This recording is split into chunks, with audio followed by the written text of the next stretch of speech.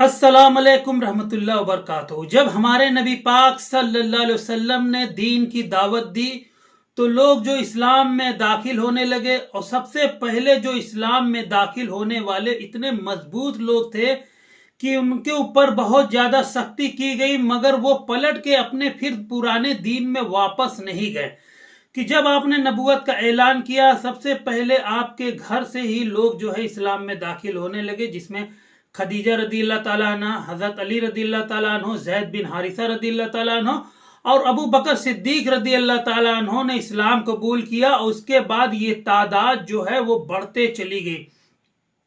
धीरे धीरे लोग जिनको अस्साबिकून अल अव्वलून कहा जाता है, वो ऐसे मजबूत लोग इस्लाम में दाखिल हुए, जैसे हजरत बिलाल बिन रवाह रदी अल्लाह ताला अन्हो, उस्मान बिन अफ़्फ़ान, जुबैर बिन अवाम, अब्दुर्रहमान बिन औफ, तलहा बिन उबैदुल्लाह, साद बिन अबी वकास, अम्र बिन अम्बसा, खालिद बिन साद बिन आस, अम्मार इब्न यासिर, खब्बाब बिन अरक, अबू उबैदा बिन जर्रा, सईद बिन जैद, जाफर बिन अबी तालिब, अब्दुल्ला बिन मसूद, अबू सलमा, सुहैब रूमी, अरकम रदी अल्लाह ताला अन्हो, अबीजर गफारी रदी अल्लाह ताला अन्हो। ऐसे मजबूत मजबूत लोग आए जिनके ऊपर बहुत ज्यादा जुल्म हुआ, मगर वो अपने दीन से जो है वापस नहीं फिरे। जैसे अम्मार इब्न यासिर रदी अल्लाह ताला अन्हो की वालिदा जो थी बीबी सुमैया रदी अल्लाह ताला अन्हा, उन्होंने जब इस्लाम कबूल किया तो वो अबू जहल जो मक्के का सरदार था और सबसे बड़ा मुसलमानों को दुश्मन वही बन के निकला।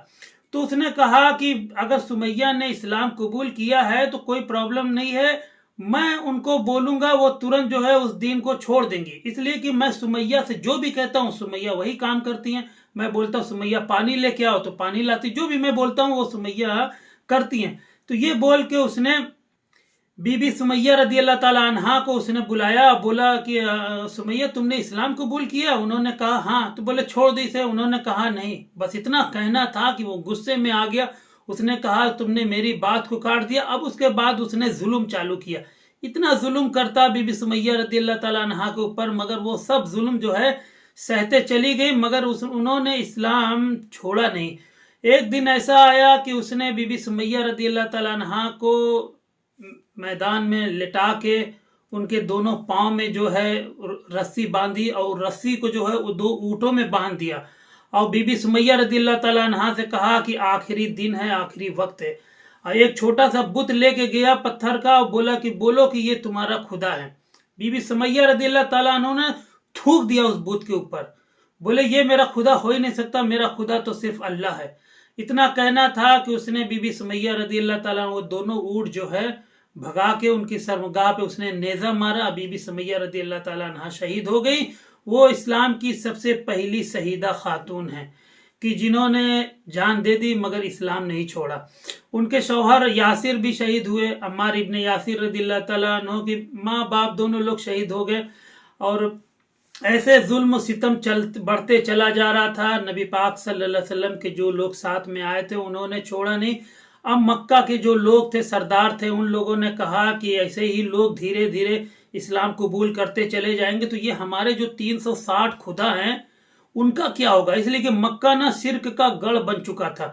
चारों तरफ जो है ना 360 बुत थे, हर तरह के बुत, लात मलात उज्जा हुबुल असाफ नायला, न जाने कितने बंदर और जानवरों के भी बुत उन लोगों ने बना रखे थे। इन्होंने नबी पाक सल्लल्लाहु अलैहि वसल्लम के चचा के पास भी जाके बहुत ज्यादा कंप्लेन की, मगर नबी पाक सल्लल्लाहु अलैहि वसल्लम के जो चचा थे उन्होंने नबी पाक सल्लल्लाहु अलैहि वसल्लम का आखिरी वक्त तक साथ दिया। तो इन लोगों ने ना नमाज इबादत करना मना कर दिया था।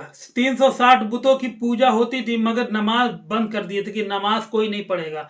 और अबू जहल कहता था कि अगर मैंने नबी पाक सल्लल्लाहु अलैहि वसल्लम को नमाज पढ़ते देख लिया तो अपना पैर जो है उनके सर मुबारक पे रख दूंगा। एक दिन ऐसे ही हुआ, नबी पाक सल्लल्लाहु अलैहि वसल्लम हरम में नमाज अदा कर रहे थे। अबू जहल आया और अपने कहने के मुताबिक वो नबी पाक सल्लल्लाहु अलैहि वसल्लम के पास तक गया। जब वो करीब गया और अपना पांव जो है नबी पाक सल्लल्लाहु अलैहि वसल्लम के सर मुबारक पे रखना चाह रहा था, इतने में लोगों ने देखा वो डर के पीछे भागा। हाँ, बड़ा बहादुर बनता था। तो लोगों ने पूछा क्यों भागे तुम वहां से? तो उसने कहा कि उनके और मेरे बीच में ना एक आग की खंदक थी और कुछ ऐसा पर मुझे लगा कि जिसकी वजह से मुझे भागना पड़ा। नबी पाक सल्लल्लाहु अलैहि वसल्लम ने फरमाया अगर वो मेरे पास आ जाता उस दिन तो फरिश्ते जो है ना उसके चिथड़े उड़ा देते। तो ऐसे ही मुसलमानों को नमाज पढ़ने के लिए मना किया जाता, तो जुल्म ज़्यादा दिन चलता नहीं है। मेरा यही कहना है कि जो जुल्म करता है वो ज़्यादा से ज़्यादा 10 साल 12 साल 13 साल यही इतना दिन जुल्म कर पाता है, और जालिम का फिर खात्मा भी होता है।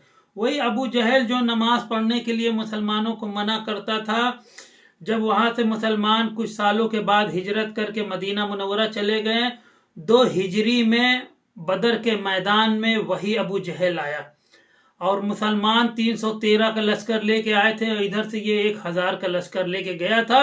अब जब लड़ाई आमने सामने की हुई ना, तब इनको समझ में आया कि हम किससे लड़ने आए हैं, मुसलमानों से। ऐसी शिकस्त हुई कि 70 मारे गए और 70 गिरफ्तार हुए, और बाकी सब दुम दबा के भाग गए। जो इतने दिनों से जुल्म कर रहे थे, मुसलमान जुल्म सह रहे थे कि छोड़ो जाने दो, हाँ आज नहीं कल शायद ये सुधर जाएंगे, मगर नहीं सुधरे। मगर जब जंग के मैदान में पहुंचे तो मामला जो है एकदम उल्टा हो गया। इतनी बड़ी फौज लेके आए थे, छोटी सी फौज से हार गए और भागे।